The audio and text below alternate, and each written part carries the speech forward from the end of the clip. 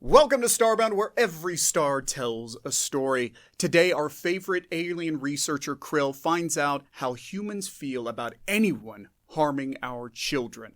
Or, as Krill himself puts it, they will unmake you. This story was a great show about our common feelings about protecting our kids. Check and make sure you're subscribed today, because if you're not doing it, it is totally free. But now, let's get into this story. I've seen something about humans. Something that I cannot unsee. It haunts me, really. Have you ever noticed that humans are a weird paradox of strength and weakness? They're built soft and sort of squishy, but there is no argument that humans are one of the most dangerous creatures in the galaxy and one of the hardest to kill. To continue this paradox, an adult human is nearly impossible to defeat, but a human infant may just die. For no reason. Humans were born on a death planet. They are without the protection of fur or an egg. Humans have live birth. Because of their physical structure, human women cannot support an infant without a fully developed cortical structure. For this reason, humans are born practically blind and completely helpless, and they will remain so for many years. It takes almost 2 decades for the human brain to develop to full maturity. Therefore, human children are extremely vulnerable. However, this weakness has allowed nature to compensate the infant's weakness by increasing the protective instincts of parent humans and most adult humans, even if they are not parents. Human adults have been known to lift objects more than twice their weight, leap into freezing water, fight off large animals, and walk through fire for their offspring. They've even been known to kill. In fact, they will brutally rip apart members of their own species to protect their young. If you don't want to take my word for it, just ask a human. They have no problem admitting this to you. I guarantee if you ask them, they will say, and I quote, "If someone hurt my kids, I will destroy them." Some of you may say this is just hyperbole, and depending on the situation, it might be. But I also guarantee there are times in which this is under-exaggerated. Total destruction cannot begin to fathom what a human will do to you. They will unmake you.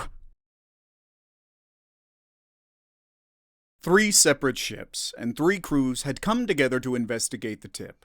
1 crew was human, 1 ship was Rundi, and 1 ship was Drev. Each crew had at least 1 human on board, and the human crew had 1 non-human.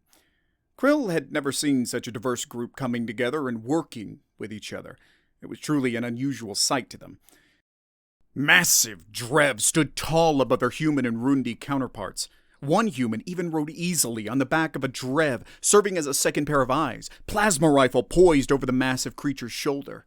All in all, there were 3 strike teams, 1 from each ship, and about 7 people on each team. Captain Veer headed one of the teams, having more tactical experience than many of the people on his crew. Krill had been added to their team for his medical experience. He stayed at the back of the group behind the more experienced field operatives. He was happy to stay right where he was. Captain Veer took point as the 3 groups fanned out in a relatively triangular formation. They were investigating a couple of things. Number 1 was a small issue and included the problem of improper IGFDA certification on food packaging. Products coming out of this factory were improperly labeled without all the requisite ingredient markers. Number 2, there had been a rash of missing persons reports in this area. The factory was the only conceivable place large enough to house that many missing people. And number 3, the factory was run by known members of the Protogeum mob, so this was as good a place as any. They spread out from their established pattern and went to surround the building in a large circle. The Rundi took the docking bay, the Drev took the front entrance, and the humans entered through the side doors. They moved swiftly and silently, clearing rooms before moving on, keeping in contact with the other 2 teams. The building was laid out in increasingly smaller squares, so eventually all groups met up at the second-to-last square towards the center. All they had seen so far were storage areas, docking bays, and packing plants. They met up with the Drev team at a third door. Half of each team fell back, leaving Captain Veer and the leader of the Drev alone at the door. The Drev commander nodded to Captain Veer, who allowed the door to be opened for him. Veer swung into the room and then stopped very suddenly. The Drev glanced over his head and had a similar reaction. The sight before them was both shocking and horrifying.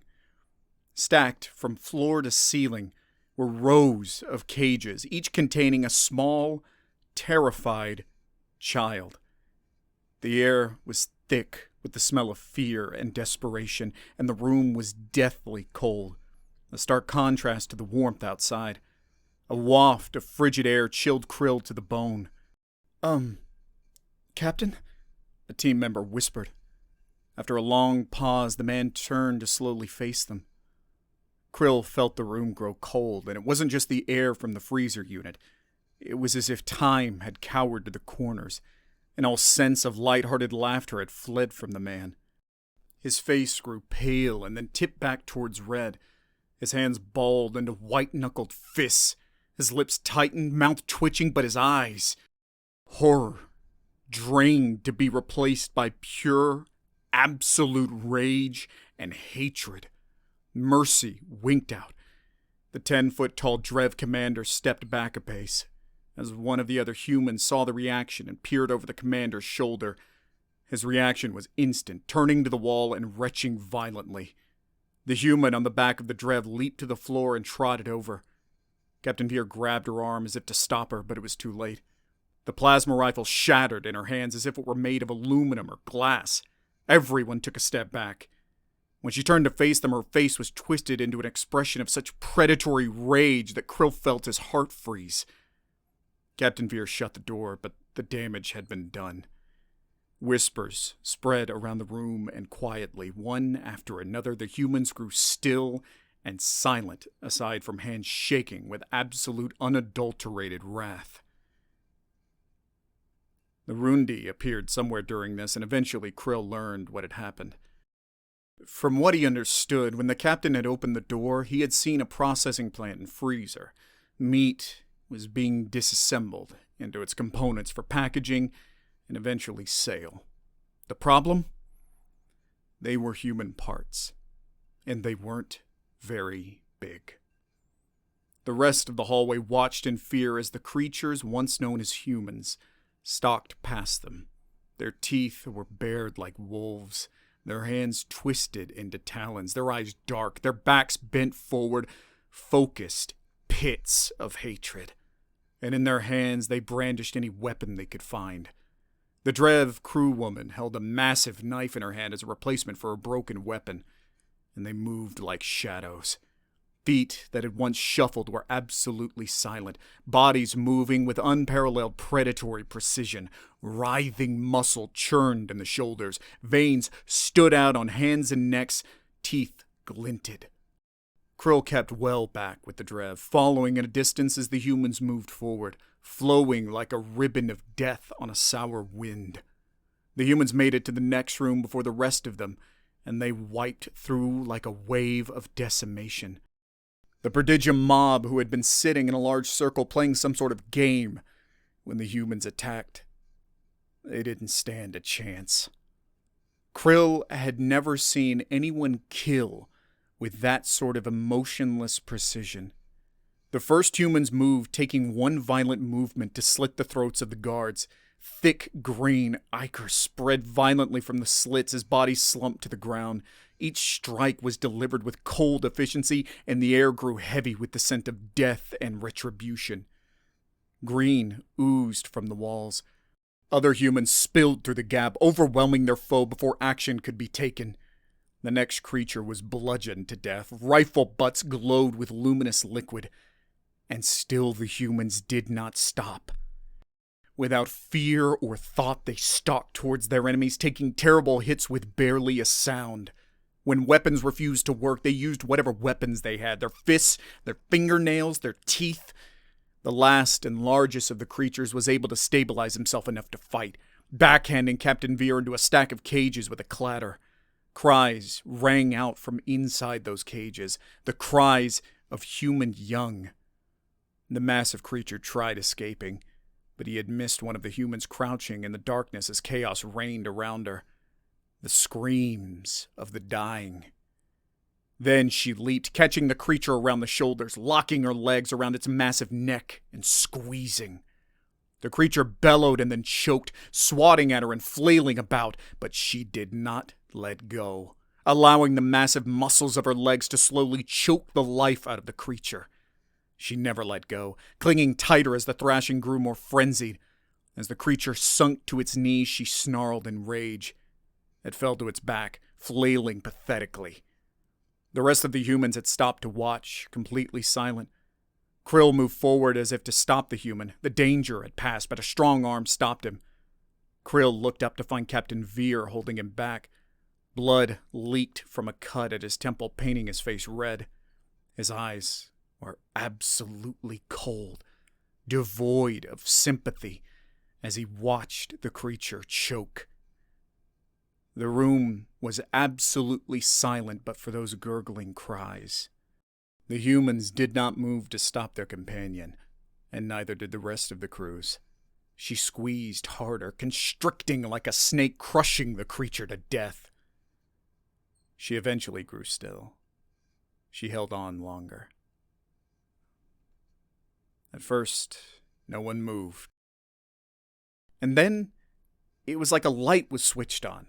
The humans' eyes widened, their bodies straightened, their hands unclenched, and they turned, rushing to the cages, smiling and whispering encouragement as they broke open the cages and liberated their young. The wide-eyed children clung to the adult humans, spirited away from their imprisonment. Captain Veer grinned at Krill as he walked from the room carrying two, one for each arm. Adorable, aren't they?